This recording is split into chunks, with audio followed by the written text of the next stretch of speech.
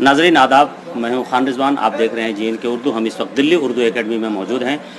ممبئی سے معروف ادیب، ناقد اور خوبصورت لب و لہجے کے شاعر جناب شمیم طارق صاحب موجود ہیں یہاں، اور آپ دہلی اردو اکیڈمی کی دعوت پر توسیعی خطبہ سر سید پہ دینے یہاں آئے تھے، اور سر سید تہذیب رسم عاشقی کے عنوان پہ ابھی آپ نے خوبصورت خطبہ آپ نے پیش کیا۔ تقریباً 40-45 منٹ کا خطبہ تھا، بہت پرمغز خطبہ تھا جس کی بہت ستائش ہو رہی ہے۔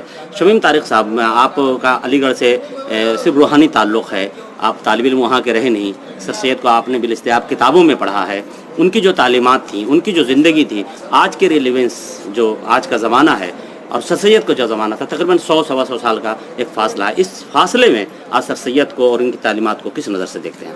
کہ سر سید کی جہاں بہت ساری خوبیاں ہیں، اس میں ایک بڑی خوبی یہ ہے کہ وقت کے ساتھ اس کی معنویت خود بخود اجاگر ہوتی چلی جا رہی ہے۔ انہوں نے ایک تہذیب کا مظاہرہ کیا ہے، جو بھی کام کیا ہے بڑے سلیقے سے کیا ہے، اور اس میں بنیادی بات یہ تھی کہ کوئی مضر کام نہ ہو، کسی کی دل آزاری نہ ہو، اور کوئی کام بدسلیقگی کے ساتھ نہ کیا جائے، بلکہ خوش اسلوبی کے ساتھ سارے کام کیے جائے۔ اور اسی کا مظاہرہ وہ عملی سطح پر بھی کرتے رہے، اور افکار کی صورت میں بھی ہمارے سامنے پیش کرتے رہے۔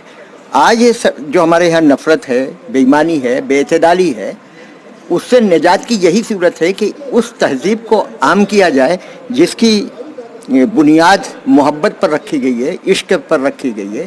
اس لیے کہ عشق اور محبت کا تصور محدود نہیں ہے، یہ غمگساری سکھاتی ہے، یہ ہمدردی سکھاتی ہے، یہ ساتھ رہنے کا سلیقہ عطا کرتا ہے، یہ ایک دوسرے کو برداشت کرنے اور ان کی صلاحیتوں کو سامنے لانے کا موقع فراہم کرتی ہے۔ سر سید کی ایک بڑی خوبی یہ تھی کہ ایک چہار دیواری نہیں بنائی انہوں نے اپنے زمانے کے جو ذہن تھے، جو کردار تھے، جن کے اندر صلاحیت انہوں نے دیکھی، ان سب کو یکجا کر دیا تھا۔ آج اس کے برعکس ہو رہا ہے، جس کو باصلاحیت آپ دیکھتے ہیں اس کے خلاف ایک مراسلہ لکھ دیا، ایک RTI پوچھ لیا، ایک مہازارائی ہو گئی۔ تو آج ان کی معنویت زیادہ ہے، اس کو اجاگر کرنے کی ضرورت ہے۔